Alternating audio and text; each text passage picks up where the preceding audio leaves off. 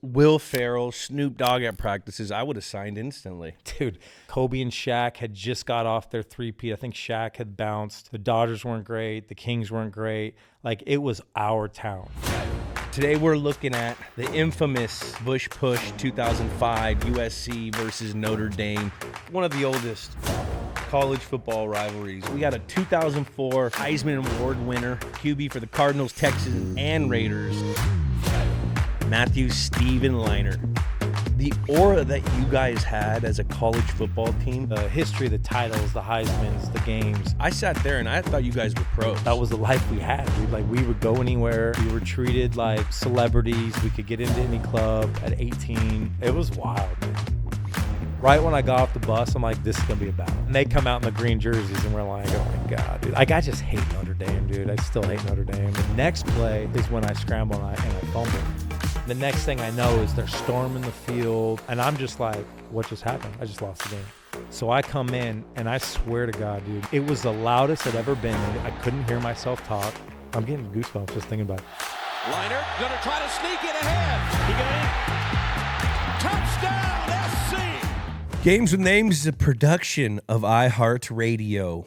Games with Names is doing a live show. That's right, we're coming home.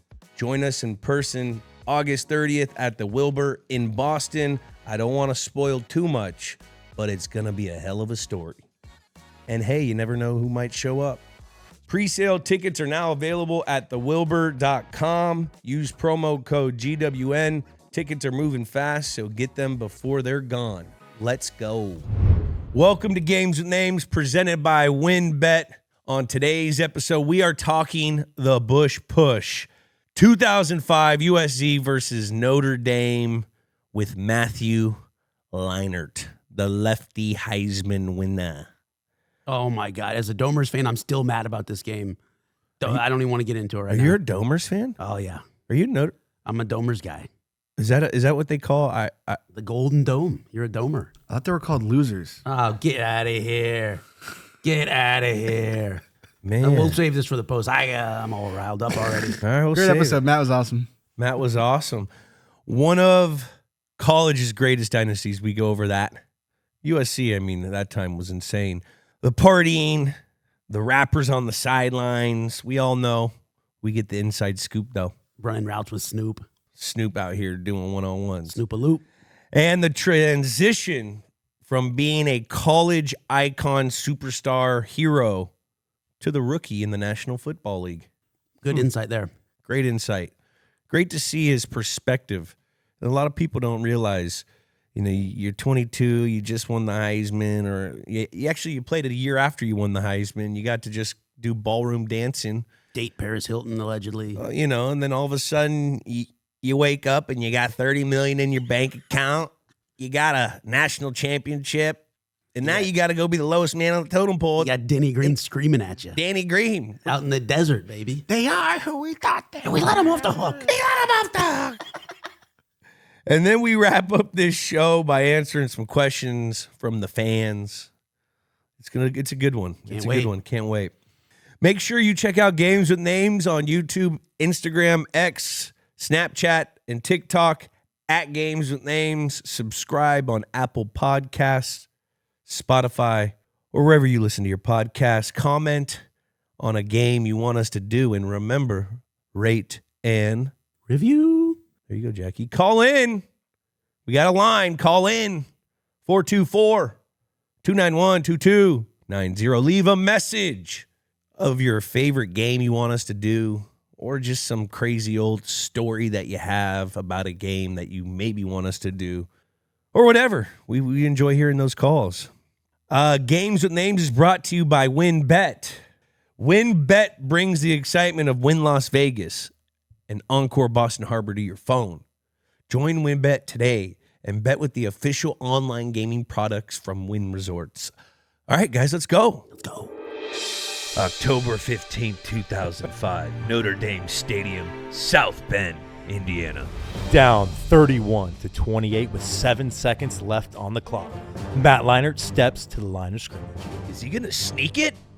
Oh, my God. What's Reggie doing? This is the Tush Push. it, bro. Let's go. Let's go. This is awesome, dude. Welcome to Games with Names presented by WinBet. Today we have a very, very special guest. It's so good to be here. It's you know, we got a 2004 Heisman Award winner. This is our third Heisman guy. We had Ricky Williams, Oh, yeah. Peyton Manning. We had a first-team All-American, College Hall of Famer, QB for the Cardinals, Texans, and Raiders, host of Big Noon Kickoff on Fox. I watch it every Saturday. We have Matthew Steven. Matthew Steven Leinart. What's up, man? What's up, man? How you doing? Dude, I'm freaking pumped to be here, dude. Are you? Yeah. Good. It's a great setup, dude. By the way, I just saw Bruce Willis over there on the wall. It's sick. Baby, it's a chopper. Huh? Whose motorcycle is this? Baby, it's a chopper. That's a great What photo. is Zed? That's a great photo. Zed's dead. What are you up to besides TikToking right now? I see you on TikTok. I mean, you are committed. Dude, You're in it. Daily content, bro. I was told I need to push out daily content. I'm like, are you sure? And they're like, yeah. So I'm in the football content right now on the road, doing all that stuff. Yeah, it's a lot, but it's fun. It's working. It's paying off. It's building a little bit. I like the Manhattan Dad stuff. Yeah, the Manhattan The coaching dads, stuff. Like yeah. this is the coach stuff. The starter. I did a Manhattan Beach starter pack. So you're familiar with the South Bay, Manhattan Beach. I did a Manhattan Beach starter pack, and that one kind of like catapulted me up in the South Bay because it was like, you know, man, like we're retired. I'm retired. I walk around there. No one really cares. It's great. It's a great place.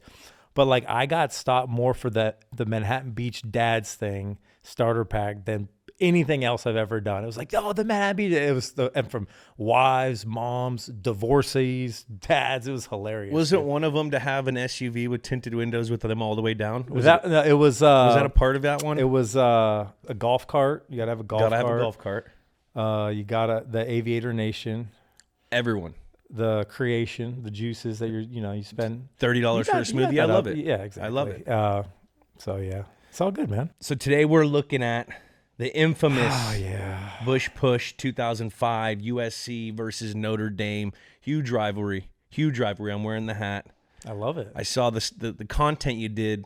You guys went out there, you and Brady Quinn, walked through the Bush Push. Had a lot of fun. You broke into the locker room. We did break into the locker room. Alarm went off. Yeah, we did. It was awesome. So what does this game mean? Is this like your guys' biggest game?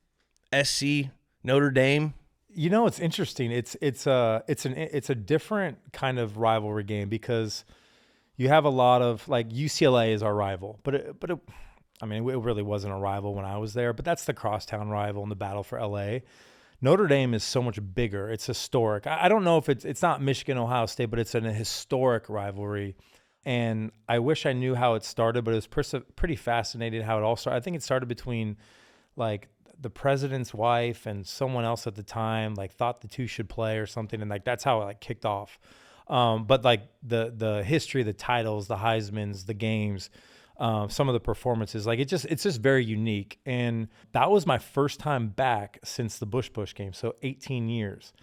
Obviously you're playing, I never went to the game. And then my job now, we hadn't covered a game at Notre Dame.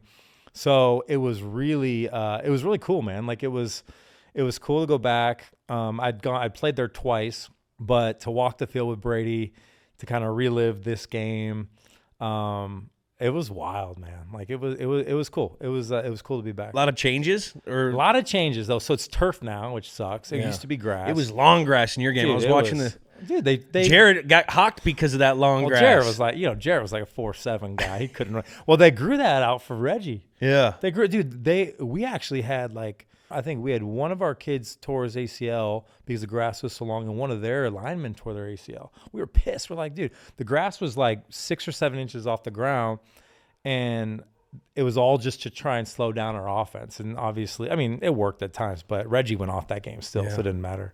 It's kind of like when you play, that's what the Bears always did. Yeah, the Bear, yeah. They keep that long grass. I miss grass though, man. Yeah, so that part was different. And just the smell of grass and just like you're walking on it, it just feels different. So that was a little different. And then they added, they just renovated the stadium, but it still had the same feel. It's kind of like I don't know if you've been to the Coliseum, but the USC's Coliseum, they condensed it, so they took out like 20,000 seats, but they still have grass, so it still has the same feel of the bowl. But I'm telling you what, man, you touchdown Jesus, the history in that place. It was good to be back. I had some good performances there. Yeah, I mean, a man with 1.5 national championships beat. 1.5? What are you talking about? But didn't you guys kind of We split one, but we got screwed. Dude. I know. You know what? The crazy thing is, we're kind of in that same age group, and I was in JUCO this year, I think, when you guys went out Where there. were you at Kent State? I went to Kent State the next year. 06? 06 was my first year at Kent State. And I remember watching you guys, and like the aura that you guys had as a college football team, it wasn't like a college football team. I sat there and I thought you guys were pros, and I was in the same age as you guys. I was like, these guys. Dude, it was wild. So like at that time, well, you got to remember too. So my first year was Pete's first year. We were awful. We were 6-6. But you just felt it was going to be different. Dude, he's still trucking along now at like fucking 80 years old. Dude, he's still growing. But like you just felt it was different. The staff was great. We had Carson, obviously, who was great. The next year, it just flipped. It was 1 year. And we beat Iowa in the Orange Bowl. And then the next year was when I won the starting job. But to your point, we always talk about this. There's no football then. Kobe and Shaq had just got off their three-peat. I think Shaq had bounced. The Dodgers weren't great. The Kings weren't great. Like, it was our town. Like L.A. was our town, and Pete loved it, man. He embraced it. Oh, dude, he was like, why wouldn't I use this as my recruiting tool? This is our backyard. Hollywood, entertainment, celebrity, the lifestyle. Like, let's go. Come join this ride with us. And he did. And it was a ride. Will Ferrell, Snoop Dogg at practices. I would have signed instantly. Dude, Snoop was the best, man. I threw passes to Snoop. One-on-ones? Yeah, one-on-ones. He was out there running. He loved that. Dude, I'll tell you this story. It was one of my best stories. And so I think it was right after I won the Heisman my junior year, and I came back. And in that time frame, The Game, remember the rapper The Game? Yeah. So he was a big SC fan. He's from, I think he's from Compton.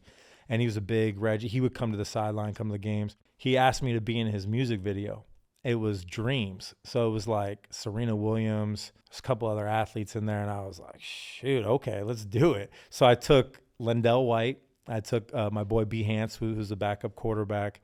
And we went over on the Sony lot. And I'm walking in, and I'm carrying this big-ass Heisman. I'm in like a gray hoodie and jeans. And we go, and I see Dr. Dre right when I'm walking in. Again, I'm 21 years old. Dre's like hitting us up, and then we go into his trailer, and it's like 8 of his dudes in his trailer. You could imagine what that thing smelled like. But we're in there. I put the Heisman on there, and this dude is like, Heisman, this, that. And I'm just sitting there with my boys. LenDale's probably lighting one up. We're just sitting there, dude, telling stories. It was the coolest thing. And so the best part about it, we then shoot the music video. And the funniest thing is I'm watching like this guy do a music video. It was cool. And Dreams was one of his hits back then. And I'm in it, and I'm like walking out of the fog with the Heisman. And long story short, I didn't make the cut. I didn't make the cut of the video. He didn't put me in it. I was like, what the hell, dude? Game. I was here for like 6 hours, but it was the coolest day, man. So that, like, dude, that was the type of stuff we got to do, man. Like, it was nuts. So you grew up in Santa Ana, which is Orange County. Yeah, it's not Orange. I grew up very, I grew up like right on the border of Santa Ana, Costa Mesa. I grew up right by Mater Dei in my high school. Super just working middle class. My parents both work full-time jobs. We didn't have a lot of money, but we went to, my mom wanted to get us into private school. That was like, she wanted to get us out of that district. So my brother went to Mater Dei, which was 5 minutes away. He was 5 years older, and then they worked hard to get us there. And that was it. Who was your college team growing up? UCLA.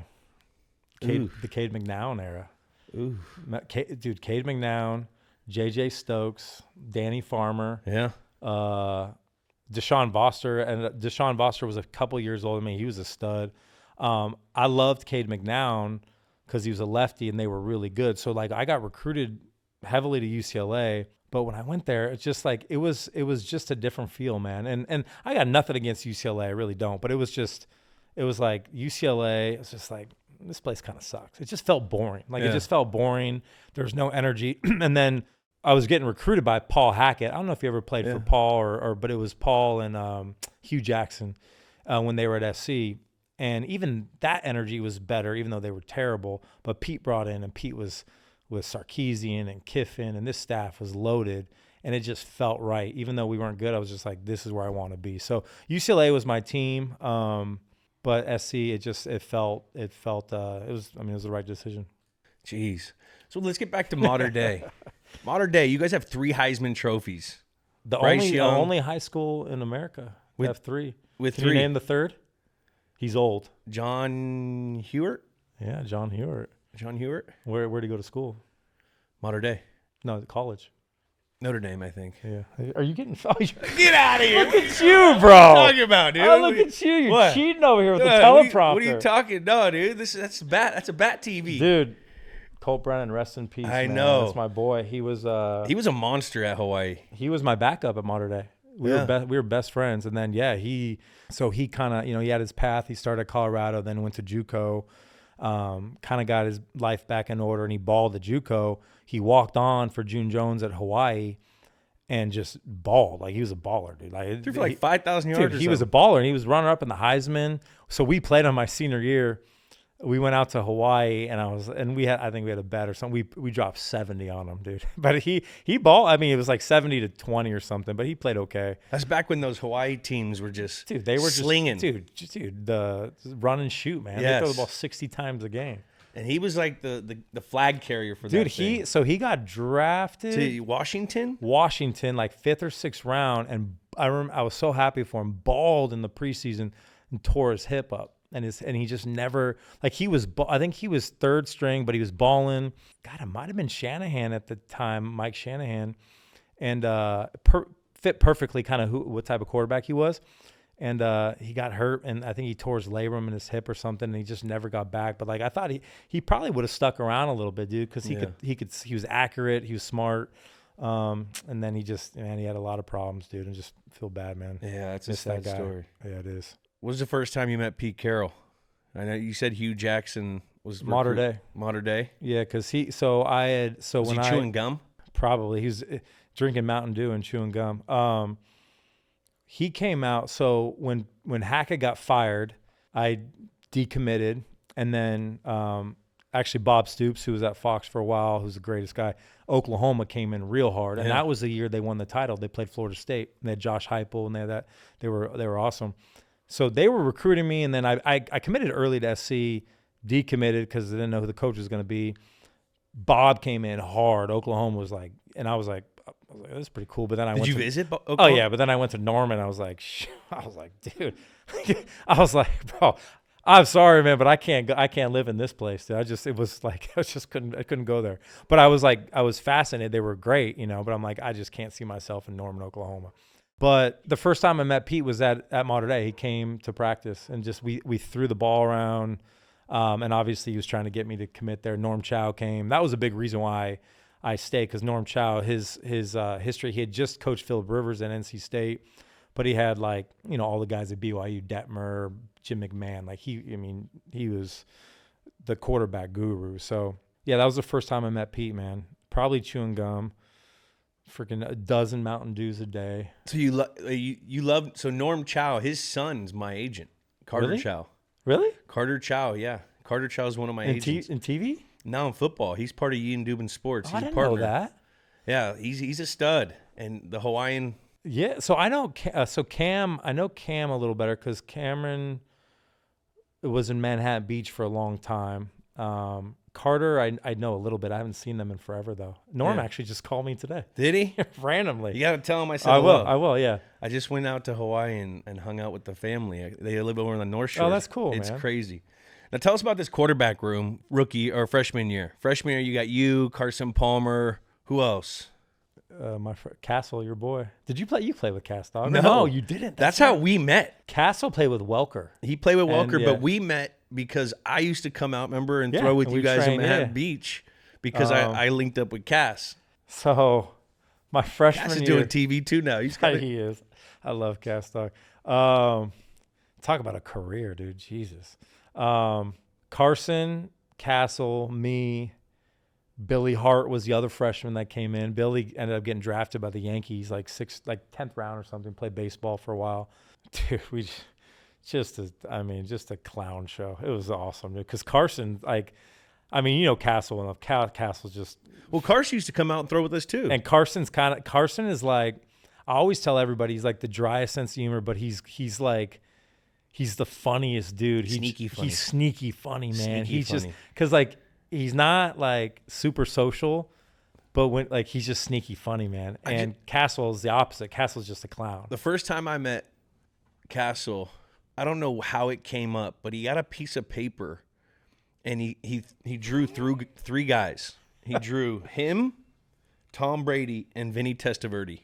Do you know where this story is going? No. He drew him with a medium-sized dick, Tom with a decent-sized dick, and then he just threw a dick that went off the fucking page for Vinny Testaverde. And that's the first thing he ever – I'm like, I've heard of you, Matt Castle, but why are you telling me about Vinny Testaverde's dong?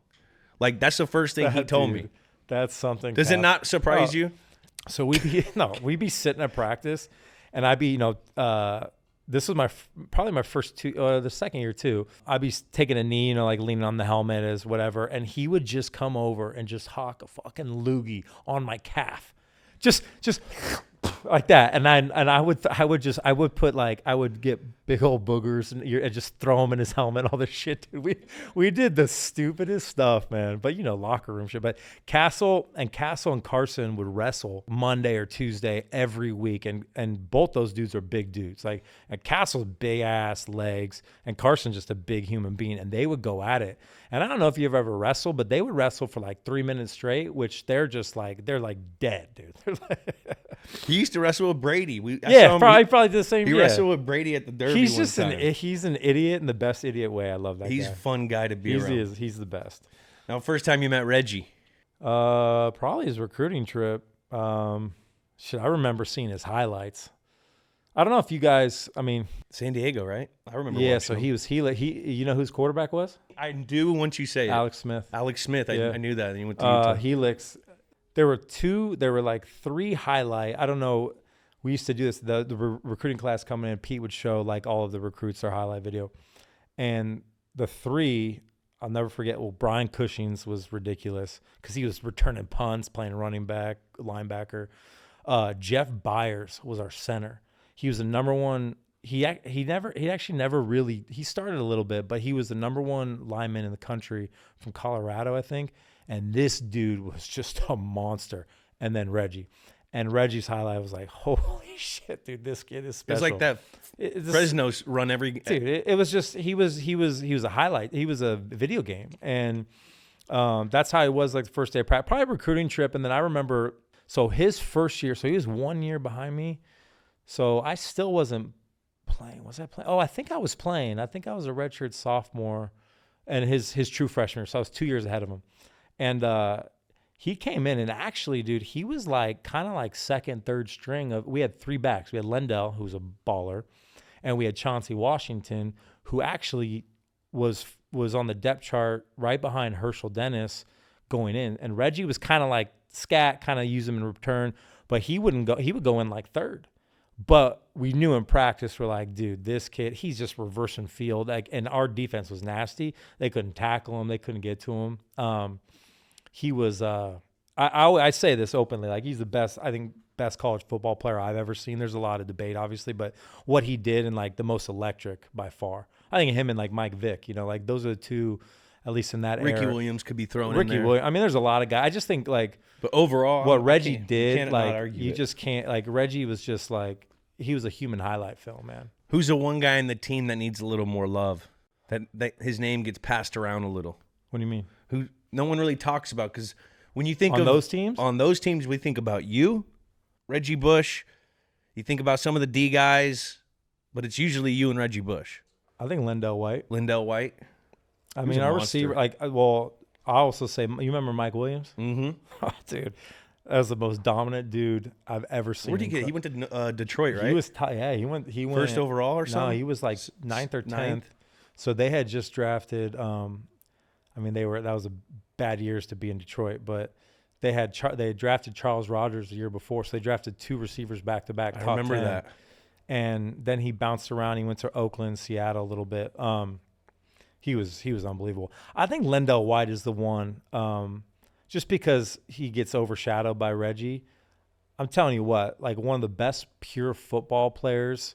You know, you play with just pure guys at any level. Like Anquan Bolden to me was like the best pure football player I've ever played with. Like just this dude could start at safety, receiver, was just a football player. LenDale was like that, man. Like he was so naturally good. He didn't have to try at all. That was probably part of his downfall a little bit. He just didn't try as hard probably as he got older. But he was special, man. And he was without him, we don't win those titles. Short yardage. Dude, he was 240, 4'5", 4'6", broke tackles quick, pick up blitzes. He just did everything, man. This season, he had 1,521 total yards from scrimmage. I think he's the all-time touchdown leader at USC. He's got like 60 something, right? Total, he's got 57. 57.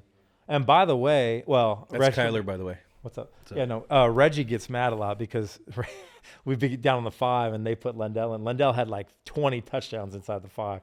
Reggie get us down there, but no, LenDale was a stud, man. He's probably the one that gets people kind of like, oh, I remember how good he was, you know? He was a A monster. beast. It was just such a good 1-2 punch. Dude, this dude, so we play Oklahoma in the Orange Bowl, and that was the year we won. He had a sprained ankle like end of the season, so he didn't practice. He was, he just kind of showed up when he wanted to. He didn't practice all bowl season, probably 3 weeks. Showed up at the game 255. 255. He's like 6'2", 255. And ran for like $150 on him and looked like he was running a 4.4 and didn't practice one time. It was honestly one of the greatest performances I've ever seen.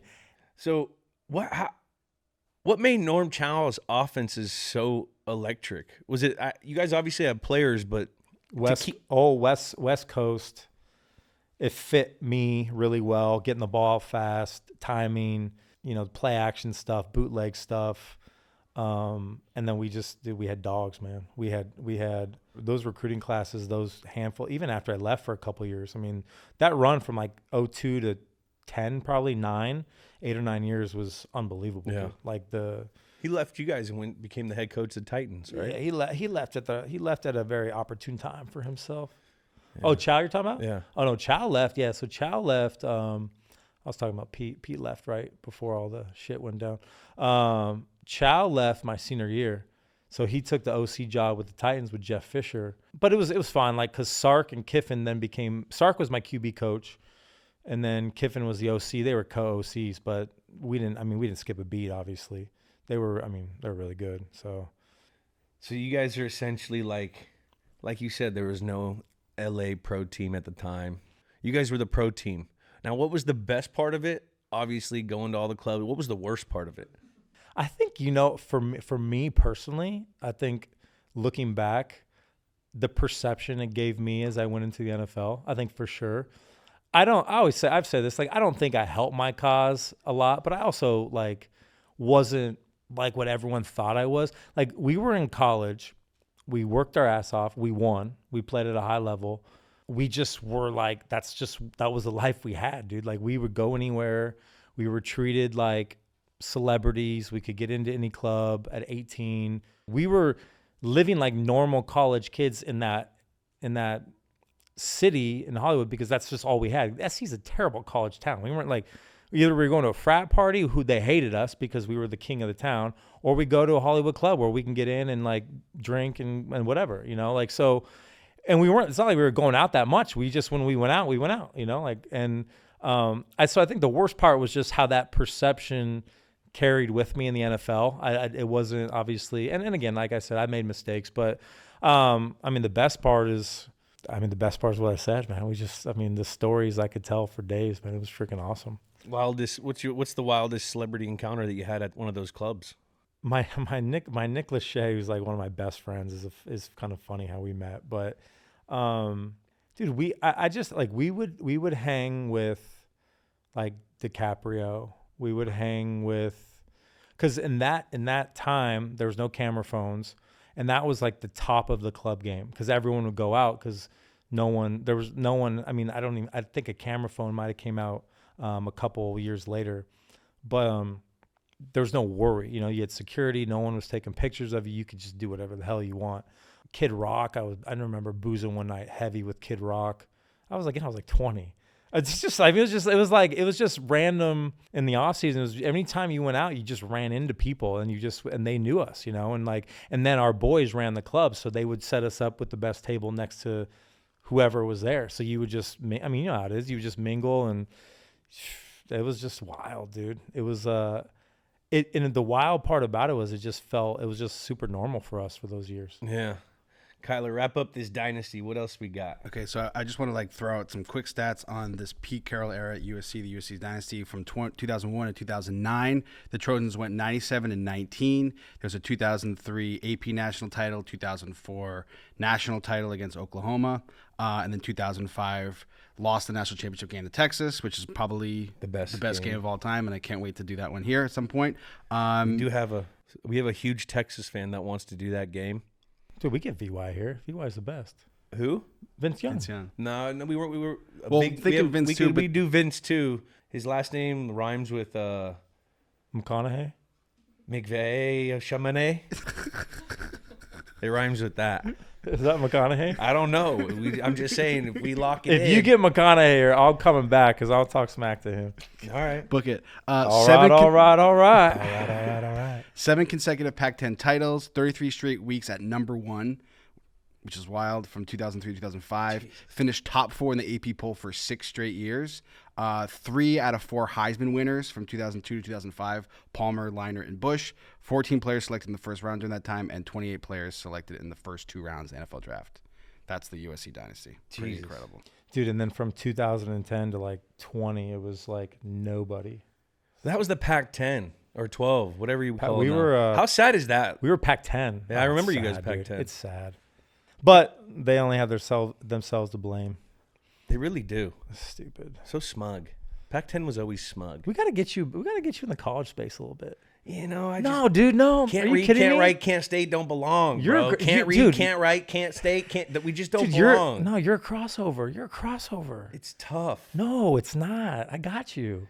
Although that's how I feel in the NFL. I'm like, God, I don't think I fit in the NFL. I'm more suited for college.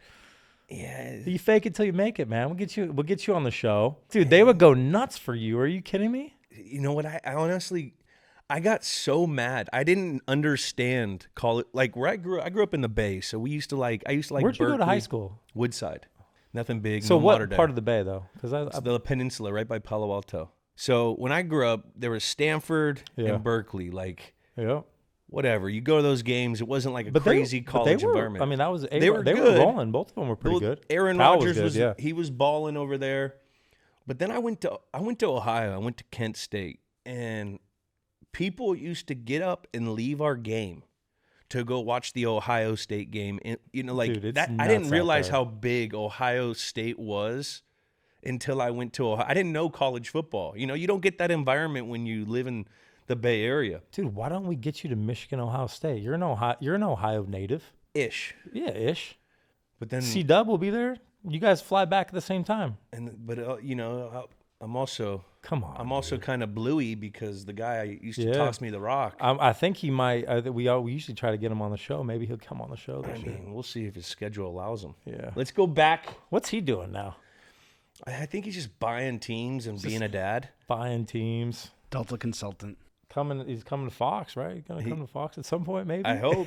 That's what I'm hearing it's 50-50. I don't know. Nah, I heard he's been working. If he jumps into it, he jumps in, he'll be good. He'll be good. Let's go back to October 15th, 2005. This is a segment we do. We try to live in that moment. The best movie was The Fog. I don't even remember this movie. Do you? Dude, I'm not a scary Stephen King. I'm not a scary movie guy. I do remember the movie. I remember Gold Digger by Kanye West. I still remember that. Yep. Yep. By the way, though, Twilight, it's a huge Twilight fan. No shame in my game, dude. Edward or the other one? Team Edward or Team... Oh, that's good. Oh, no. The Wolf, dude. The Wolves. I was Team Edward. Really? A little bit. I used to love... You don't strike me as a Team Edward guy. I know, but my sister liked him, and I kind of like... I didn't get the... I mean, I don't think he's a good-looking dude. I didn't really get the hype around him, but... I think he was like the goth cool kid. like Yeah. against the grain. Yeah. You know? No, I was definitely the Wolves. I used to love those because when those movies came out, I mean, I'm a movie guy. I didn't read the books. They used to have such cool houses in like the upper Northwest. Oh, yeah. Like the modern house in the forest. Yeah. No, those I are don't know. good movies. I'd actually rewatch those movies. I like those movies. What we got in sports? The sports world. First international game. Arizona defeats San Francisco and Mexico City. We played in Mexico City. Did you? How was that? I didn't play actually. What year was I that? hurt my knee. What year was that? 17. But we went out there. What year did you get drafted? You got drafted in 2009. 9, and then you retired in 20? 20. Hell of a career, dude. It was a good one. I remember, dude, when we trained, you and your long hair, and I remember, and that was when you were backing up kind of west, right? Yeah. You were kind of like following his mold. I remember, dude, I was like, this kid, I was a kid because we were young. I was like, dude, this kid's going to be good, dude. He's got it, man. And you just took off, dude. I worked hard and I Hell yeah. No, I liked know, but working. it was, dude, It was fun. It was fun. But that Mexico City, that altitude's at like 9,800 feet. Is it? It is. People don't know that. I The heard Mexico City's kind of a cool. insane. Yeah, it was so right. I did a documentary there to promote the game, and then I ended up tearing my knee up.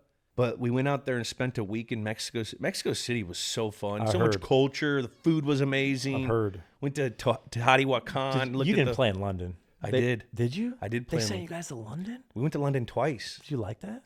Honestly, I had a blast because Just a lot of beer. we're a domestic sport, and So they just were so excited, right? not really. It was exciting for us because you get to have that. Plus, like, what was that 6? That's not a terrible flight for you guys. No, when it you're was out like there. 6.5 hours, Yeah. but the sleep schedule did get messed up. I wasn't used to going, out of the country at that time. But yeah, London was cool. The grass was super long though. I bet those fans are nuts. Speaking of the Cardinals, can we talk about Dennis Green? The greatest rant of all time. They were who was it? The Dude, Bears? so you know the backstory of that? No, Okay, let's hear so my rookie year, we played the Bears, third game of preseason. Third game, starters play most of the game, right? First half at least. And so I start that game, and we're in Chicago, and we beat them. And that was the year they went to the Super Bowl. Urlacher, Lance Briggs. I mean, their defense Peanut. was nasty. Peanut Tillman, yeah. Their D line was really good. Tommy Harris, I think, was there. Yeah. And we outplayed them. We beat them, and we're like, and so when we played that game, we were 1-3 or 4. My first start was the week before, and we missed a field goal to win against the Chiefs. Ty Law, did you play with Ty? No. He picked me off in that game, but we should have won that game. And then the next week was Monday Night Football, and it was like first time we were on Monday Night Football for years. And we knew going to that game, like, we could beat this team. They were 5-0 or 4-0, but we're like, they had Sexy Rexy. Like, they went on a run, but they had a great defense. Their offense was average, and we came out smoking, dude. Like, we were up 21-3 or something like that, and then we took the foot off the pedal. They started making some plays, and then freaking Devin Hester ran one back to go up with like 4 minutes left. And then Monster. a minute and a half left, we drive down, and we get in field goal range to win, and we miss again. We missed 2 field goals back-to-back games to lose. So then the post-game conference, and Denny, and I'm sitting, the funny thing is, and Mark Dalton is still the PR guy there. And so I'm standing outside with Mark, and all I hear is, they are who they thought they are. We let them off the hook. You want to crown them? Crown their ass. And Denny was awesome, dude. And I'm just sitting there like, and I'm still pissed. I'm like, holy shit, dude. Like, I got to follow this. So, and then Mark's like, you can hear him. Mark's like, all right, next up is Matt Leinart. And so I walk in there. I'm like, and I was a rookie, dude. So I didn't really say much. I was pretty quiet. Like, I was, whatever. And that was it, man. And he was so angry because we should have won that game. We had him, dude. And we choked it away. That's got to be crazy for you, a guy that comes from the most talented team probably in college football history at that time, to then going to a team. Well, dude, we had Larry and we had Anquan. Yeah. Right? So we had 2 of the best to ever do it. Larry certainly, and Kurt was there, who eventually resurrected his career. We had some good players. That year we had, like, even my rookie year, I played pretty well, and we were like, okay. And then I hurt my AC the last game of the year. against San Francisco. AC joint. In the throwing shoulder? And I was playing, yeah, and it was like mild, and Alex Guerrero took care of me. But it was like grade 2s. But it was like, I think it was the second to last game. So, but I was playing well, whatever. And then, then the offseason, then Denny gets fired. New coaching staff comes in. And that's where, for me personally, went all downhill. So, like, to get drafted there was one thing, but, like, showed a lot of promise. And then that second year, I was coming off the injury, so I didn't really have a good offseason. And then I was OTAs. I was finally healthy and stuff. But it just was, like, from the get-go, just this, dude. And, like, you've been around coaches. Like, I was screwed from day one. Yeah. Like, I felt like, and again, I didn't help myself at times, but, like, there was nothing I could do right. That's tough when you're a first-round draft pick quarterback that the coaching staff gets fired, who probably went on, on the table for you, and then all of a sudden they're bringing in someone else. And it's almost like they're like, we got to go somewhere else because it buys that coaching staff more time. Well, and we had Kurt Warner, who had already won a Super Bowl. Yeah. So, like, 2 glove Kurt Warner at the time. 2 gloves. Dude, at one point, I went to 2 gloves, dude, because this dude, I was pissed. Like, so I was there 4 years. So, like, year 3, so year 2, we split time the first 6 games. I broke my collarbone, out for the year. Year 3, we had a duel. He beat me out, and then that's the year we went to the Super Bowl. But that was also the year where I'm like, so he was 2 gloves always. And I'm like, dude, you're screwing me, because he would use brand new balls. And those brand new balls, I couldn't throw a brand new ball. No. And, like, I have big hands, but I don't have super big hands. I'm like, dude, you're going to make me go to gloves, dude, because I couldn't, like, he did not give a shit. Yeah. And I tried to get him, like, hey, can we get some of these old balls in there and just like this, so in case I have to go in. And he was like, yeah, whatever, but most of them weren't. So I went to 2 gloves a couple times. I felt like an idiot. I actually threw the ball all right in it, but I was like, what? Like, come on, dude. I already look bad enough in my uniform. You got to make me wear these nasty-ass Nikes? I tried 2 gloves after that for a while. You threw the ball quite a bit. When I was at Kent. In Kent, you used 2 gloves? Because we used to have, like, crazy weather games. Yeah. And I felt like when you did, you could get really good centrifugal force on the ball. You could spin it. To be honest with you, like. But I felt like sometimes it would stick in your hand. Yeah. And so sometimes you'd be dead accurate with it, but then, and it'd stick too long. And it felt that. I actually didn't throw too bad in him. I didn't mind it. I was just like, dude, this looks awful. What I was gonna say was the year I got my mojo back was in Houston with Kubiak. Yeah, and it was like I was with Orlovsky, I was with Schaub, and then year 6. Did Orlovsky have all the answers then too? He's the same on TV. He's the same as he was then. But we had a fun. That was the best 2 years. He knows football. He's smart as hell, man. I give him that. He was always like, he should be. I bet he'll be a coach one day. Although I know he likes the freedom he has. But Kubiak was so, like, Shanahan and, like, that tree. It went back to my college days. It felt right. What year was that? That was 11 and 12 or 10, 11, 12. Was that the year you guys came to our house in Letterman jackets? Came to Houston? No.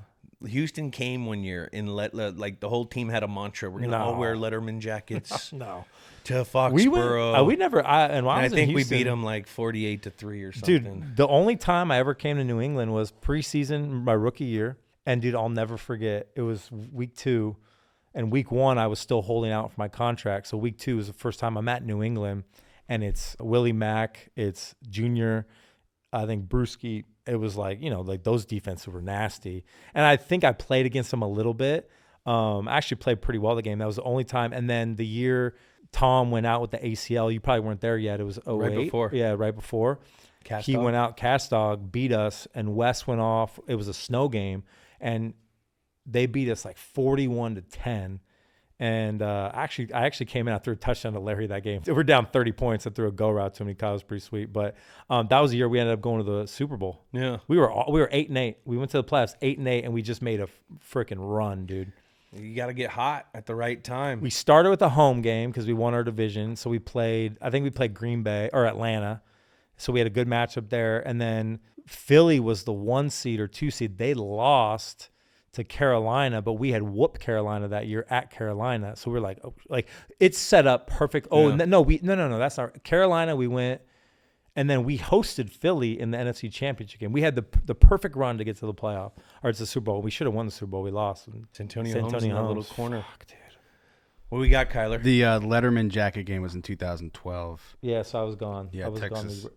They wore Letterman jackets? Yeah, the Texans went to New England in Letterman jackets. They lost 42 to 14. Good teams. They always had good teams. Dude, we were playoffs. I mean, the 2 years I were there, we lost to Baltimore, dude. Both years at Baltimore. I mean, they were rocking. But we had Arian Foster was a beast those years. Andre Johnson, D'Amico Ryans was our middle linebacker. D'Amico, what a stud he's been doing. I mean, I'm so like happy for him. I'm happy for C.J. Stroud. We covered him in college, and he's from out this way. Kind of tough upbringing, like just family stuff, and like really good kid, man. I got to talk to him a bunch in Ohio State, and he just wanted to be great. He's kind of soft spoken, great leader, but felt a lot of pressure at Ohio State there. And like I was rooting for him, man, and he's been balling, dude. Yeah, like he's playing his tail off, man. Man. It's impressive to see. We'll be right back after this quick break. Games with Names is doing a live show. That's right, we're coming home. Join us in person August 30th at the Wilbur in Boston. I don't want to spoil too much, but it's gonna be a hell of a story. And hey, you never know who might show up. Pre-sale tickets are now available at thewilbur.com. Use promo code GWN. Tickets are moving fast, so get them before they're gone. Let's go. Games with Names is brought to you by my friends at WynnBET. WynnBET is bringing the excitement of Wynn Las Vegas and Encore Boston Harbor to online sports betting. Whether you're a recreational player or a serious handicapper, WynnBET is your ticket to every exciting wager, from straight-up bets to parlays, teasers, or any prop bet you can dream up. All players have access to Wynn rewards and can redeem them for Wynn Resort credit in Las Vegas and Boston. Sign up today and get in the game online, or visit Boston Sportsbook at Encore Boston Harbor. There's no better way to enjoy sports than with some extra winnings in your pocket. Betting is a team sport. Join the WynnBET team and bet with the best. Must be 21 or older and present in the state where play through WynnBET is available. Terms and conditions at wynnbet.com. If you or someone you know has a gambling problem, call 1-800-522-4700. Let's set the stage for this game. So 2005 Notre Dame Fighting Irish. This was the first year of the Charlie Weiss era. Charlie Weiss. Notre Dame had hoped to sign Urban Meyer, but they were able to get Charlie Weiss from 3 Super Bowls from the Patriots. Kind of somewhat famously, Weiss told his players, every game you will have a decided schematic advantage. That was his quote there. They started the season unranked. They were 4-1 leading up to the Tush Push game with 1 loss to Michigan State, ranked number 9 in the country at the time. Some notable names: Charlie Weiss, as we mentioned, Brady Quinn, quarterback, Jeff Smarja, wide receiver, and Tom Zbikowski, the boxer. Safety. Yeah. He was such a cool dude. Zbikowski? I don't know. I never met him, but he was a beast, dude. I was like a fan of him. Samardzija pitched in the big leagues for like 12 years. 12. And he was a baller receiver, too. Insane. I remember him always catching deep post routes. Dude, he was 6'5", dude. And like, he just, I told Brett, I'm like, you just throw go routes to the guy. Like because he could jump. He was a good receiver, man. I mean, that's the smart way to do it, though. He probably has a lot more money and a lot less pain right now. Dude, he was making like $10 million a year just pitching like every 5 days. Oh, my God. Bullpen, too. I know. I wish I would have done that. Set the stage. We already kind of set the stage for the Irish, huh? So USC 2005 USC Trojans, they were coming off an undefeated season, having beat Oklahoma 55-19 in the 2004 national championship game. Matt, you won the Heisman. They were riding a 22-game win streak, 14 returning starters from the 2014 team. I think a lot of those on offense. The number 1 ranked team coming into the year. Notable coaching changes, as we mentioned. Norm Chow left the Titans. Coach O. Coach O. To Ole Miss, brought in Steve Sarkisian as QB coach, and Lane Kiffin was elevated to OC. Notable names. You don't need the notable names. We all know the USC notable names. Jeez. Let's get into it. So you get into the game. Dude. First half. Terrible. You guys are kind of battling. Dude. You guys scored first. They're leading at halftime. Dude, I played awful that game. Awful. Up until like the last play. Why? I just played bad, dude. It was we had struggled against Arizona State a couple weeks prior, but I got knocked out of that game. I couldn't see straight, but I stayed in. But it just, for me, I'll never forget, I felt the pressure of coming back. And it wasn't even about winning a Heisman. I knew I was going to win. It was like just trying to win a third championship. I just felt pressure that year to be great. Like I had to be great. People like, you were going to be the number one pick if you came out. I was like, I don't think I was. I wasn't healthy. I didn't feel right. So there's just a lot of pressure that I kind of put upon myself to like have to lead this team. So you didn't go back. You came back because you thought. So you were I was supposed, dude. So I mean, you know how it works. But it was me, Alex Smith, and Aaron Rodgers, and I had just came off the great performance in the Orange Bowl, and so like kind of riding that wave. And I had a messed up elbow. I ended up getting surgery on, and that was a part of it. And also, honestly, I just don't want to leave school. Like I'm like, I love what we're doing. I truthfully, like I had just graduated, so I had to take one class my senior year. Ballroom dancing, dude. So basket good. weaving. I took that with Mark Sanchez, by the way. Sanchito. Plays. He was a true freshman. Anyway, so Notre Dame. Okay, so they were good. Like it was the first time I told this to Brady not too long ago. We got off the bus on, I think Friday walk through, you go to the stadium, screw around a little bit. And there was like 600 students waiting for us. And so the story goes, he told me, he's like, you know why they were there? I was like, why? He's like, they had a pep rally the night before. They said, hey, SC's getting here at 2:00. We need to show out, talk shit, do whatever you need to do. Like screw with them. So we get out, and Notre Dame is not really like a hostile environment, you know, like it's a cool place to play, but it's not like probably playing in the SEC or some of these crazy atmospheres. But that year it was. And we get out, and I'll never forget, Sark takes me like kind of by my shoulder, and he's like walking me through. They made a tunnel for us, but they're just like signs, talking shit, flipping us off. It was awesome, dude. I'm like, yeah, like this is going to be fun. So that's when I knew. Right when I got off the bus, I'm like, this is going to be a battle. Because they were good, too. Like they could have easily beaten us, obviously. That was when I knew it was like, all right, this is going to be a game. And then the game, man, it just started slow, dude. Like it was just kind of like one of those games, like feeling each other out. The second half picked up for sure. Like the second half was more back and forth. The first half was just slow. It was just one of those things. And then the one thing that stands out to me, let's just talk about that last drive, because you guys were going back and forth. You guys weren't playing that great, and that could be because of rivalry. I mean, it was a hostile environment. You got touchdown Jesus. Oh, they had a punt return too, Zibikowski. That's right. Zibikowski over here boxing and returning punts for tugs. Beast. Let's walk down this last drive that you guys had. Hold on, before we go to the last drive, I want to touch on one thing that Notre Dame did. The green jersey jerseys? switcheroo. So stupid. They did. So they came out in their traditional blue or their dark navy for pregame. When they went back in, and they didn't, and Brady said they didn't know. It was a surprise. So I think they've worn maybe the green jerseys a handful of times, right? Prior to that, for like matchups or I think when it was the number one team in the country, maybe. They also have, not to cut you off, they have they're kind of streak killers a little bit. Okay, yeah. So there was something behind it.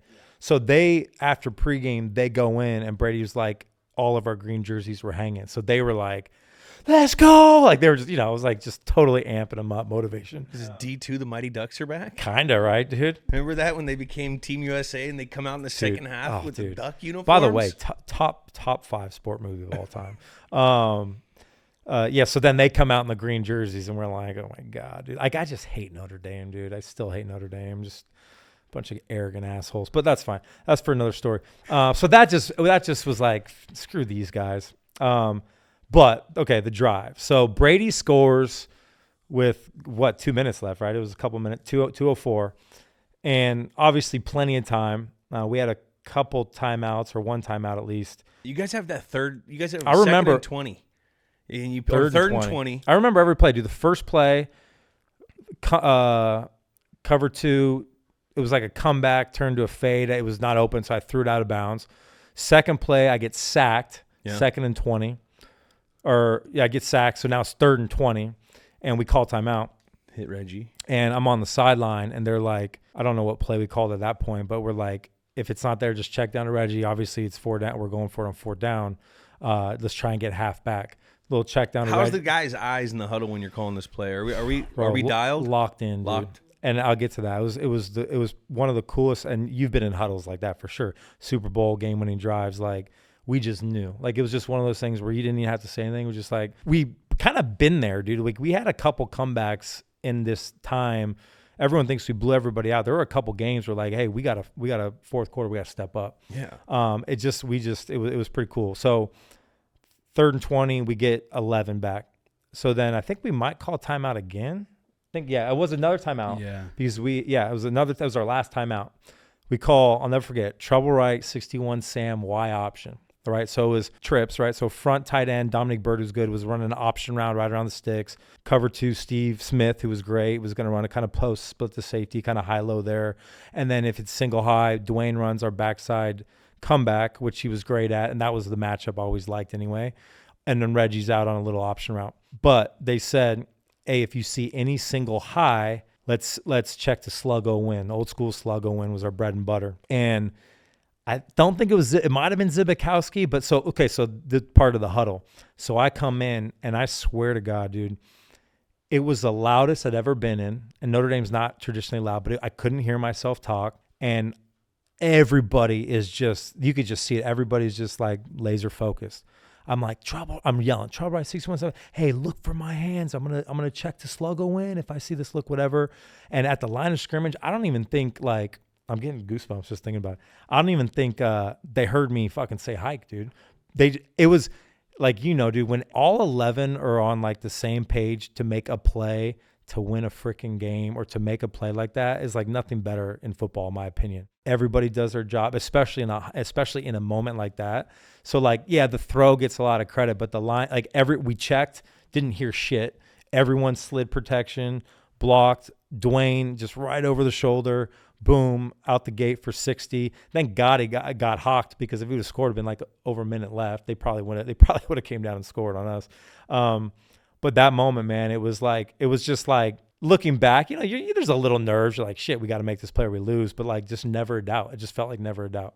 Then you guys go in and you guys get to the red area. So we get to the red area. And Reggie had a really good 3rd down. That's the play people forget about, because we had no timeouts left. It was like 3rd and 4, and we ran 28 seconds or something. Yeah, so we ran like a little like outside zone, and he got the first down by like a yard. In college football, it stops the clock once you get first down. It stopped, so then we could huddle. So that was a play, and then the next play we go scramble is left. When I scramble and I fumble, and that was. Were you terrified that it wouldn't end zone? Dude, I was like, when I look back, I'm like, dude, like I was a pretty good athlete. Just jump like 3 inches higher and I score. Yeah. Like I would literally watch that play 1,000 times and I'm like embarrassed, because I could dunk back then. Like I was like a sneaky good, like kind of lazy hopper. I could dunk a little bit, but and I look back at that play and I'm just like, God, what an embarrassment that was. But I fumble, no clue where the ball went. I kind of got, pirouetted like that. They say clock goes out. Dude, okay, so I do remember getting up and I see the ref like right next to me going like this, like clock stopped out of bounds with obviously I think they put 7 seconds on, but with like 3 seconds on the clock. And the next thing I know is they're storming the field, Charlie Weiss on the Jumbotron, and I'm just like, what just happened? I just lost the game. Literally in my mind, I'm like, but then they start circling up. I'm like, no, the ball's out of bounds. So then I'm like, okay, we're good. So then the Bush push. So it's pretty cool. So the clock. So they're all just commotion. While everyone's getting off the field, we're kind of like right at the line of scrimmage, 7 seconds left, and I should have clocked it for sure. Our clock signal was always a built-in quarterback wedge, no matter what. So the linemen always block QB sneak, whether I sneak it or clock it, regardless. Obviously, they kind of know in the time of the game or whatever. But I had told them up there, because there was like a minute there where I'm going to Pete, like, hey, this was our sign. You want me to do it? He's like, do it, like whatever. So I'm like, fuck it, dude, I'm doing it. So Reggie, did he do that to you think Russell Wilson in the Super Bowl with us too? I mean, what is the worst call of all time? It's all right. How about dude? How about Marshawn just calling him out too the other day? I know. I love Marshawn. Right after that, all the linemen are standing up, and Reggie comes up to me, and I go, "What?" I go, "Dude, I think I'm gonna do it." I'm like, "What should I do?" He's like, "I got you." That was it. It was like a 2-second thing.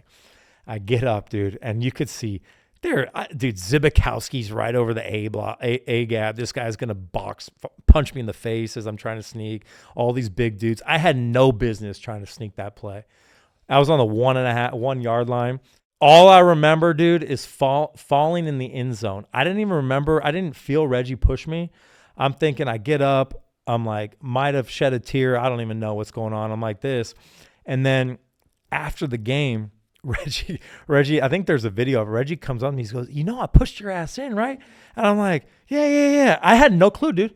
So like the Bush push became that after, but I had no clue he pushed me in. Because, dude, it was just like, there was like 50 bodies on me, dude. I had no idea I got in. And now Philadelphia uses it every week. The Tush Push, dude. That's where it originated from. 100%. So he did that play with Stafford in Detroit. The same play, dude. It was probably 10 years ago. He's a serial pusher. He's a serial pusher, dude. He just likes to get up in there and just That push. had to be such a cool feeling. I mean, this is one of the oldest dude. It's college football rivalries. West Coast versus the Midwest. It was like Catholics versus guys. Not the convicts, that's for sure. Yeah, no, I would say this, dude. Like I kind of talked about that huddled, like the moment, like that was really special looking back. And then like the locker room after, like it was the only time, you've been in locker rooms where like we were so, just the pressure, dude. Like we were just like, and we ended up losing to Texas, but like the pressure to win and just every week, it was a grind, dude. It was an emotional grind. And you guys like, are college students too. Dude, that game was so emotional. So we were in the locker room and I kid you not, like there were guys like just crying because they like, not like, just cry, like one tear, just like a relief.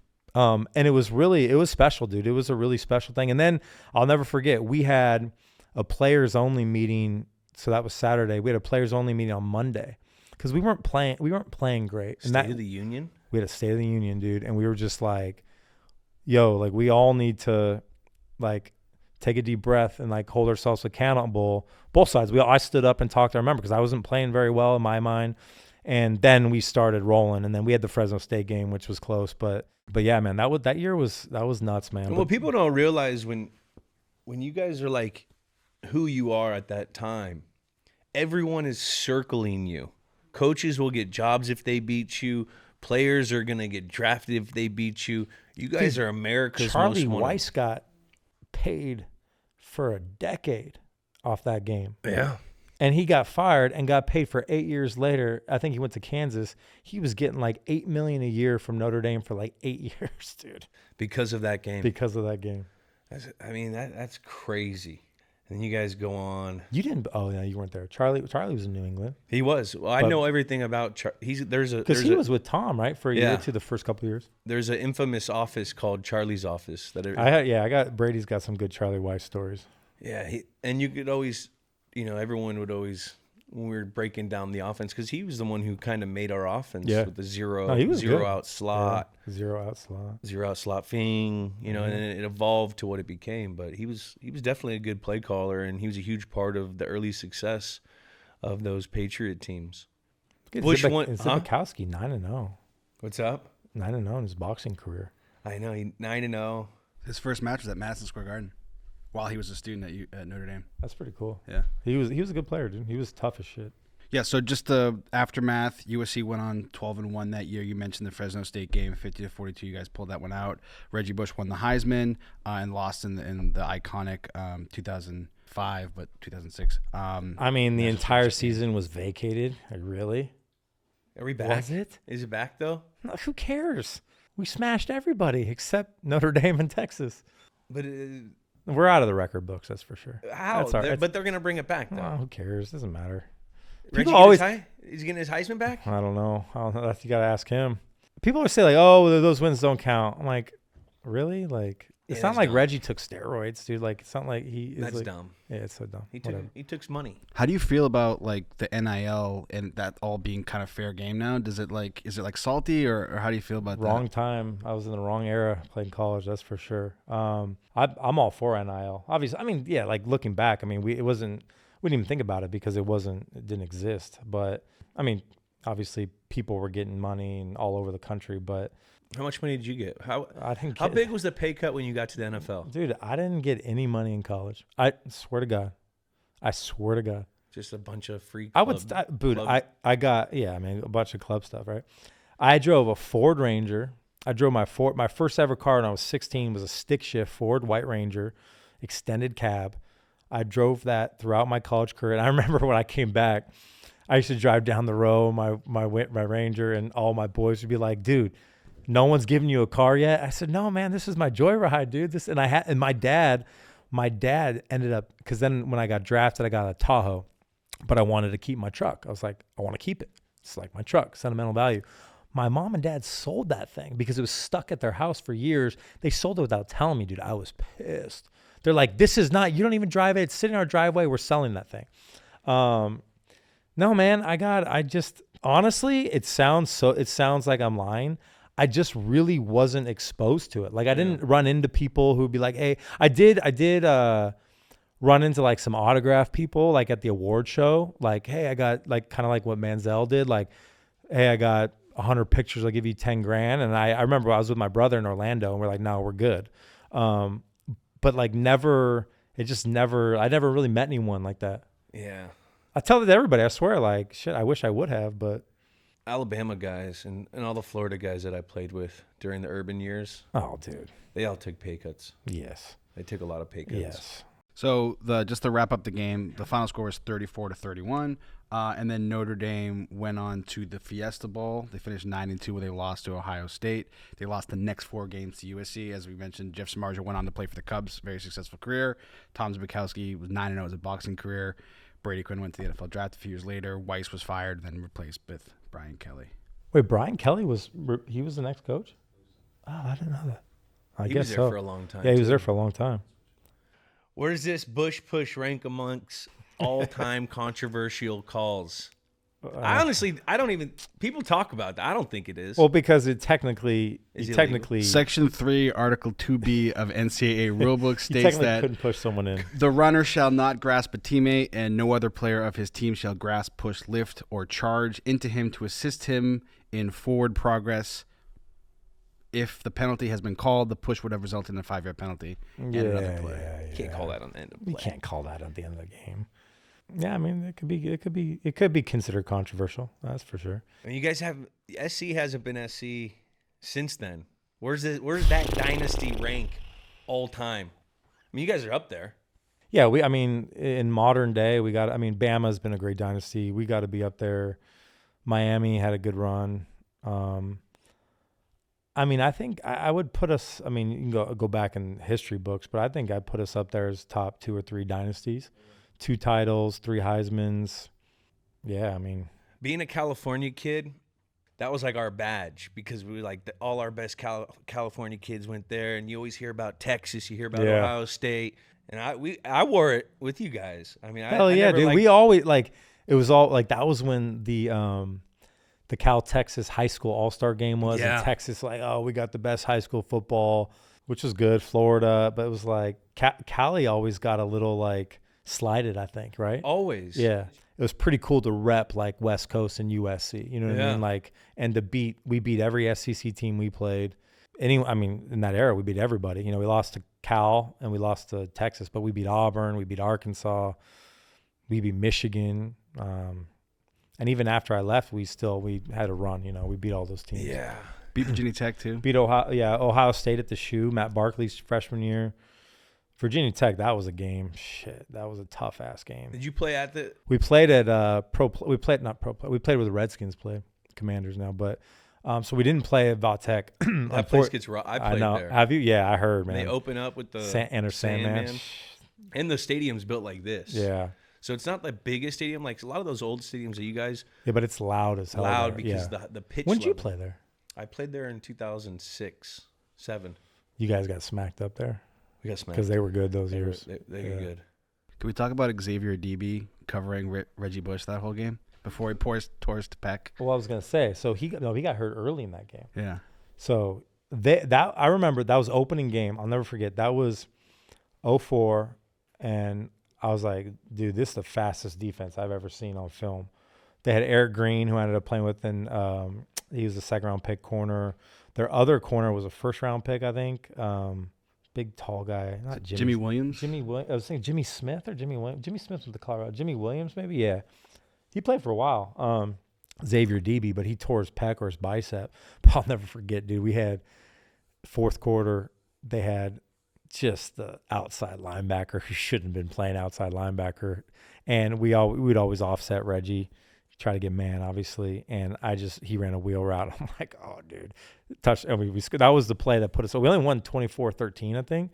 But that was it. I remember seeing that. I'm like, oh, dude, you're not covering Reggie out of the backfield. I bet you Reggie in this day and age would be like, if he were to come and be put into this football. He was because he was still dynamic. He was still a beast. He was used. Yeah, he was used that way in New Orleans for a while. But it wasn't as sexy to talk about. No, like, he was Christian McCaffrey before Christian McCaffrey, low key. Yeah, he was probably just ahead of his time in that role. I think his rookie year, dude, he had like 70 catches. I remember.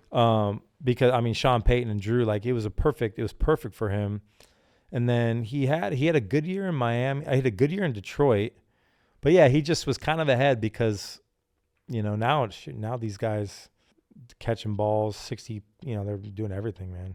You know what it's a crazy correlation, but it makes me think the way you guys treated your team, your practice, your everything, how Pete embraced the celebrities. It kind of reminds me of today's landscape with what Deion's doing at Colorado. It's very similar. Very similar. I think use everyone to come over here, make it a fun place to play. Dude, he has been, in my opinion, so great for football. I mean, especially college. One, he's Deion, right? So he's one of the greatest athletes, one of the greatest football players to ever live. He's an incredible human being. He's an incredible motivator, inspiring, all these things. He's a pretty good coach too. I think he kind of does more of the just managing, and he's the motivator and all that. But dude, he's totally just like, the transfer portal has changed the way college football is, but he's just the way he is. Like, he's unapologetically him. He gets the most out of his players. It's kind of a fresher breath of fresh air in a sense, because he is who he is. He doesn't give a shit what people say. He's Deion. He's never cared about that. His players, like, he's got work to do. His players kind of fit that mold, and they're out there having fun. They are embracing everything that college football is: NIL, transfer portal. I'm gonna be me. I'm gonna be myself because, and he's been awesome, man. Like, he don't have to win another game, and it's been a major success. Huge. He has put them on the map. He will recruit that place. I don't know if you've been to Colorado. It's beautiful. The facilities, like, he can win there because they're going to the Big 12. Now we'll see if he stays in a couple of years, but yeah, he's been great, man. Great for college football. His son is a star. Like, it's awesome. I mean, you guys originated it. This is the Bush push. Once and for all, are they going to outlaw this I think Tush so. push? I think so. They're going to outlaw You think that? so? Yeah, well, I think so. I don't think they should, but with the way the league's going right now, oh, dude, because a lot of guys can get hurt. The league's going soft, dude. You can get hurt. Yeah, the league is. Dude, Matt Schaub had a Liz Frank doing a QB sneak. Albert Hainsworth landed on his foot. You'll never forget. Then I ended up starting next week.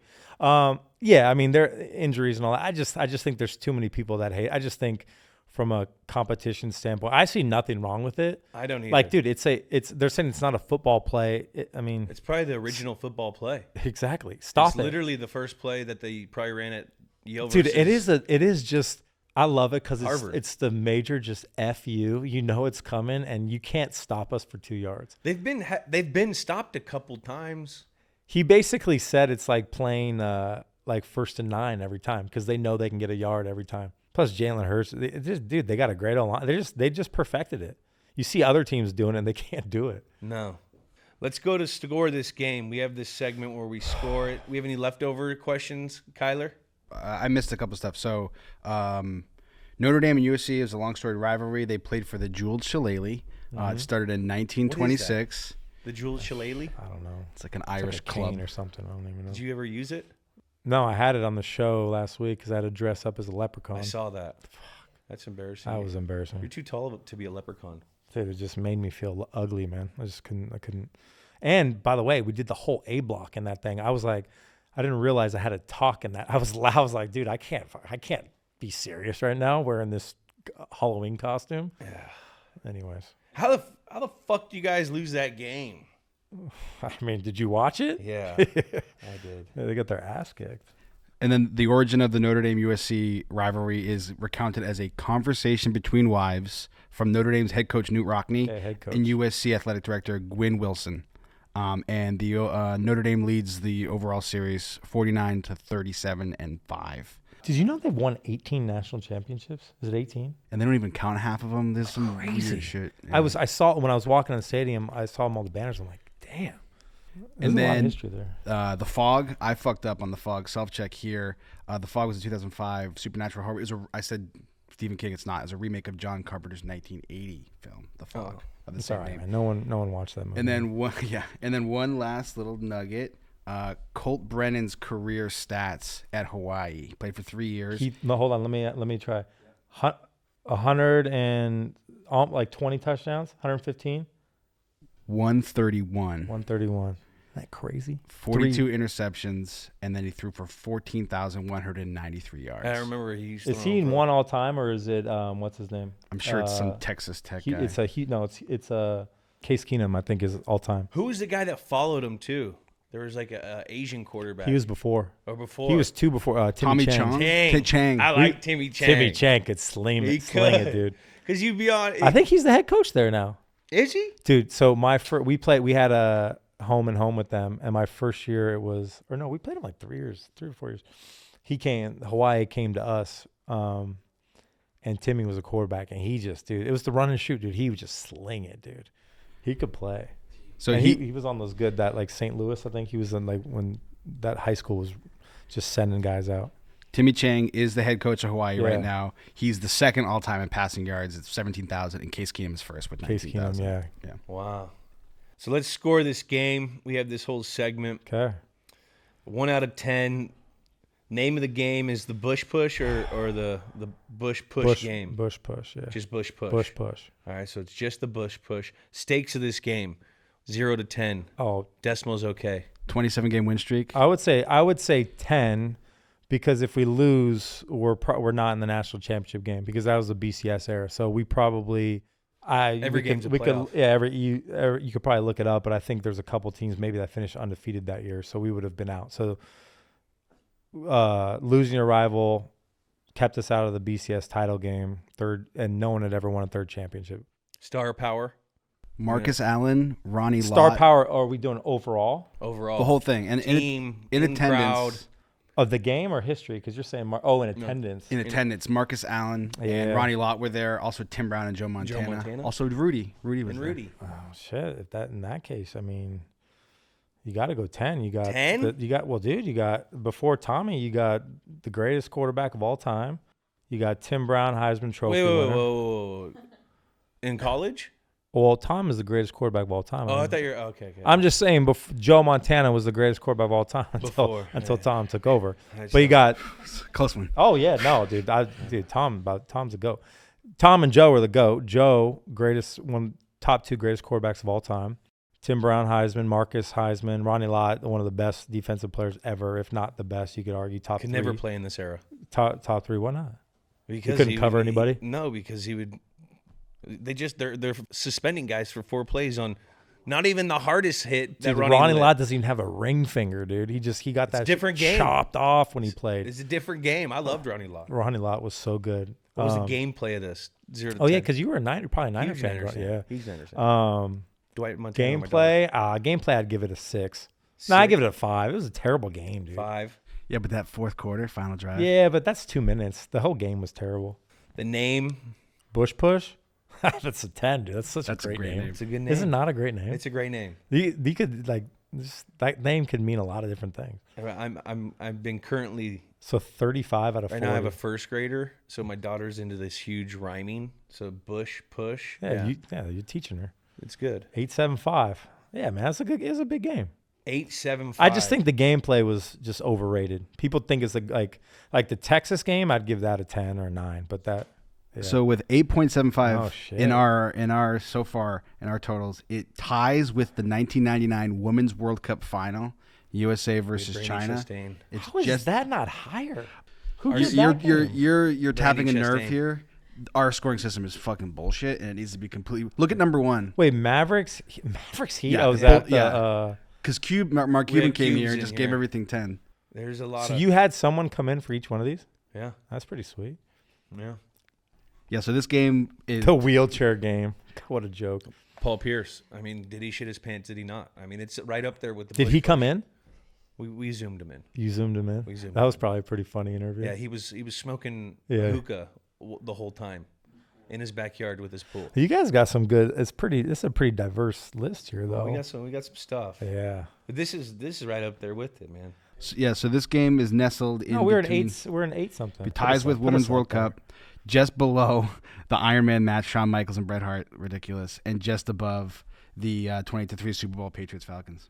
Can we talk about your catch? It was a lucky catch. Yeah, but it was fucking awesome. I was watching that shit. I was like, yeah. You knew? Did you know? Did you Yeah. think you knew? Yeah, I knew. You always know. Yeah, Just it like- was this much, dude. Yeah, but I was under it. I Yeah, felt it. you felt that. You felt. Yeah, you know, just like in Kansas City to get there, or that was the next one. Remember the punt that almost touched me? I knew it didn't touch me either. That didn't touch. But that catch was, dude. That was the catch, it was a good catch. But it was a lucky catch. dude. Yeah, like my throw 4th and 9 was. I mean, dude, 1 inch the other way, it's incomplete. Yeah, but it's Just- a product of you making that throw so many times. Just yeah, it's that a- catch is just that bounce. You just were. Yeah, But that was a product. I used to do these reaction drills every day. Did you get a truck? No, that was the first year they didn't give. Did you go to fucking- Disney World? Yeah, I went to Disney World. Was that I cool? went to Disney World twice. It was awesome.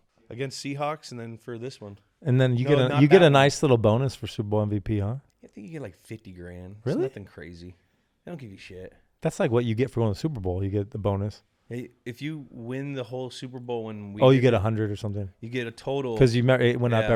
every game. Yeah, you 'cause- get a total of like 210 or something, which is a lot of money. Don't get me wrong to a lot of people, but if you think about your salary, what you get paid weekly for a regular season, you're yeah. it's a pay cut. But I love because the year we went to the Super Bowl, it was awesome, man. Because the whole like the practice squad, everybody got the same check, which Yeah. was cool. So those good. guys made $100 grand. Yeah, That was cool. man. Did That we miss catch. anything? You got anything to plug? What we got? Good, dude. It's fucking. I'm just happy to be here with you, man. I'm happy you're here too. You gotta come more. We should talk. Like the last time I saw you, you were just chawing with the wife beater on in Cannes. Yeah, we did go to Cannes with the white beater on. It's a wife pleaser. Dude, I'll never forget that, dude. Where were you? The hotel? Oh, you're in the hotel lobby. Did he tell you the story? Nah. We're in France this summer, and we rode out together and all that. And I'm walking, and it's like this 5-star, and he's with all his boys, and he is just rocking a lipper with a wife beater and his whatever I don't know, brown pants, whatever. And I'm just like, only you would rock that shit right here and look good too. You look good. You look like you could still play. We'll see. What are you running right now? Not fast. Maybe What were you like a 4.5? Yeah, I mean, You were quick and now you were. I was more explosive. Yeah, in and out of explosive. breaks. My best ever, like when I ran, it was 4.48. But they did give you, they'll call you a 4.5 guy. Yeah. No, you're a 4.4. My 3 cone though was Probably fast as hell. 3.89. Yeah. That was my stuff. Yeah, but I think the 3 cone. I mean, what are we doing? I don't know. That's fucking what they. No, I judge know. people. I'm just saying, like, who cares? Yeah. What receivers came out when you came out? 06? Crabtree. He was. I Yeah, sat he was a next to him dog. on the rookie symposium bus. Really? He had like 5 phones and like 6 chains, and So he was top 5. Yeah, he was up there. No one else in that year. That's all I remember. Yeah. I mean, I got He had a decent career. He had a really good Yeah. career. He was Remember good. Who was it? Talib that pulled his chain off? Yeah, I think so. That was so tight. I love that kind Darius Hayward Bay. of Harry Bay, DHB. Yeah. I played with him Jeremy in Oakland. Macklin. Macklin. Percy Macklin was Harvin. good. Percy was a beast. Percy was was a there dog. too. I forgot it. But he was- Urban talks about Percy like he was. everyone that played with him said he was the best football Yeah. player they played with. Urban, like, because when we had Reggie, Urban always said, like, that was my Reggie. Like, he was a great football player. He was a dog, dude. He had a lot of Explosive. issues, but explosive, tough as shit. Line up, could do anything. Mike Wallace. Mike Wallace. There was a lot of them. I remember. Shit, you had the best career, all of them. Were you drafted, what, 7th fifth? round. 7th round. 7th as a quarterback. That's a crazy story, man. We're gonna have to have you come back on. I appreciate you, bro. Dude, you kicking me out already? I'm just getting started. Well, I gotta. I want to just come back on and just talk life with you, dude. Just talk. We could talk live. We could talk. Kids. We could talk the Texas game if you want. If you get McConaughey, dude, I'm coming. You heard it here, folks. So we're gonna clip this and use you to get McConaughey to come on. Magic. Hollywood. We should get. You should get Farrell McConaughey. Me, Vince, Farrell McConaughey on the couch. Be awesome. That would be. I would just. Oh, dude, they would do it. They would do it for sure. I'll just throw a fucking. I feel like they just did something. They didn't do games with names though. No. Brought to you by Games with Names by WinBet. Might get Snoop Dogg on soon though. Huh? Snoop Dogg soon. Snoop's my guy. Yeah. Snoop's the best, man. Unk. He's the best. Anytime he used to come out to Boston. He had like a residency in Boston, and so anytime he would come, he'd go, "Hey," I get a text from one of his guys. I think it's White Kev, and he goes, "Hey nephew, can I use your spot before I have to go out?" I was like, "Yeah." He just come over. I lived in a brownstone in Boston. We have the whole fucking gang there. I'm getting my body worked on. We got a game in 3 days. Snoop he's just an OG, DJ. dude. But we'll get you next time. Oh, that's good, man. Thanks for having me, man. That was a crazy episode. Glad I wasn't here for the interview because I might have dove across his table and grabbed him. I'm still mad about You would that. have been the dude after the judge. Yes, I would have been the guy after the Brian judge. Dawkins, the judge. I don't know when this Troy came out, but you Polamalu guys over have seen the meme. Bro, that is top 5 for me, most painful sports loss. I still remember I was sitting at the bar of a Bricks Pizza with my dad watching on the little TV above the bar, like just pounding the bar, like, yeah, push them out. Oh. Charlie, I wanted Charlie to get that win, man. Old Charlie. Old Charlie, man. Man, him and Pete Carroll wearing the big pleated khakis. That was a great era. My God, how like because he wore the pants like how the old people like actually on their waist, Right. Like what is that number there? Is it like a 60? It's got to be up there. That was a lot of khaki material, but like, There's a lot of cats. yeah, I don't want to know what was going on under there, but I love Charlie. That's called a dick do belly. So when your belly go further than your dick do. Oh man. The real takeaway from this is that I'm dead. we have to do obviously the Texas USC national championship game. Got it. I know we've already got Reggie on, we've got Matt on. We just got to get either Vince or Matthew McConaughey. All right. Once we get one of those dudes in the studio, Reggie or Matt will be here in a second, and that's going to be. What about It's coming. It's coming. We got to work on it, but it's coming. Well, that's hopefully coming. But what about all the other names that were just Yeah, it was like a pro thrown roster. out there?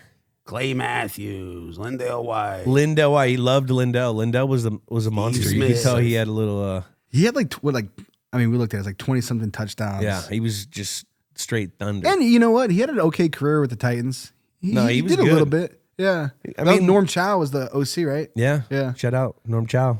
Oh, let's get to these fan questions. Let's get to these fan questions. Julian, my name's Mason Whiteley. I'm from Cincinnati, Ohio, and I just had a quick question for you. Me and my best friend, roommate, are in a pretty heated debate over the last month. Who's better, Darrelle Revis or Pac-Man Jones? All right, thanks. Yo, I love Pac. I love Pac-Man. Unbelievable football player, played for a long time. Unbelievable punt returner. West Virginia. But he ain't Darrelle Revis. Darrelle Revis is generational great. Revis Island, baby. That can make it rain, though. Dude, I've kicked him. Hey, he can make it rain. Dude, we used to have all these Bengal formations and stuff. I've told this story. You know, we always remembered the F would be all the way in the 3x1, and we always remembered it by, he's in jail. So Bengal, the F is in jail. I forgot about that. I don't know why I brought that up with Pac-Man, bro, but Love Pac. Also, credit Nah. to Pac-Man. He was early on hating Adele, right? He was he's the early. early beef on that, right? Now we all do, but like he was Didn't he early. just- Really? Pac-Man Yeah. just ran for, like right now, if you put him on a field, Pac-Man's better than Darrell. I seen Darrell. My guy. Darrell eating good. He's He's eating good. living.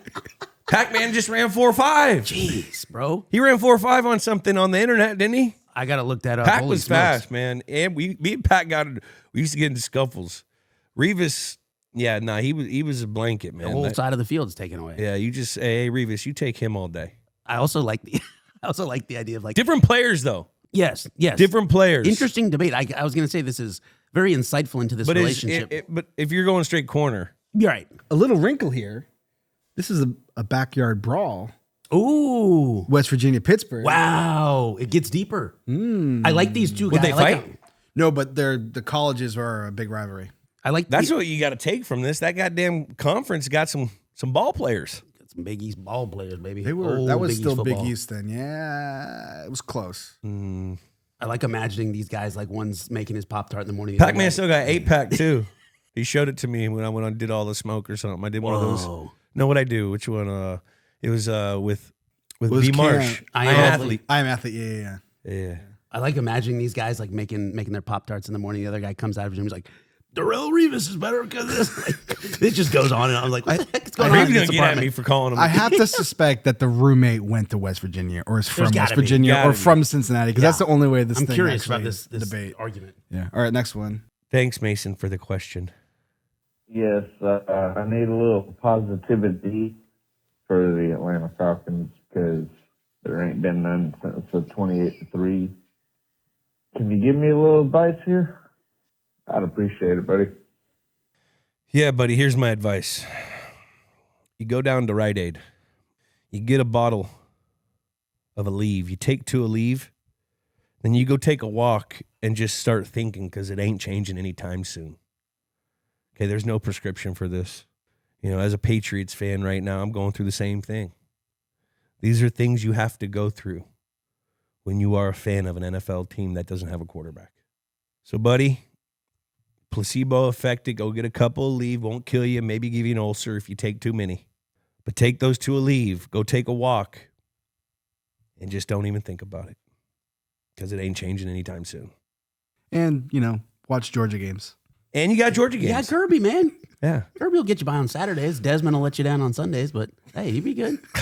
I feel bad for my guy, Desmond. Sorry. Ritter. Let's get to another Hey, question. Julian, I was wondering, are you ever going to make any more Smoothie Time videos? Whether it's with Sugar Shane or maybe you wanted to get Ryan Allen on the show. Smoothie Time was great, but I think Burger Time was pretty good too. I mean, getting John Bones Jones again, that would be amazing, especially given recent circumstances. Anyways, love you, Jules. Bye. Yeah, we got to do something. The people are asking. The streets are talking. Old Burger Time, Smoothie Time. Sugar Shane, is that Vereen? I was just going to say, was that ever a Vereen nickname? I don't know. But I like it. Just in the video. Yeah. I like it. I like that. I like it. Ryan Allen, I actually have to send him. I don't know why. I think I may have taken his locker because I have like all his baby pictures.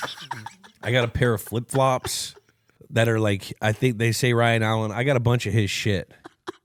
Ryan, I'm going to send you a care package. I'm going to talk to you in a minute. No, you got a couple kids. Like it. Bones Jones, right now, we're just going to keep that in. Let's just leave it right there. Yeah, we'll leave it there. I think from the practical standpoint, the way we get Smoothie Time, rebooted is, where's Athletic Greens? Where's Vitamix? Where's some brands? We're all ears. Nah, F that, man. F that. Fuck you, pay F me. the brands. Just do it for the We're loyal love. to Ninja, baby. This is for the integrity of the art, dog. For all the smoothie makers out there that do it For the all love of those the game. smoothie makers and those burger fiends. Okay? Just remember this old burger craze. Everyone grading burgers, doing burgers, doing that back when you were popping your pimples watching old Home Magazine. You ain't never even heard of a smash burger. You know what we should do?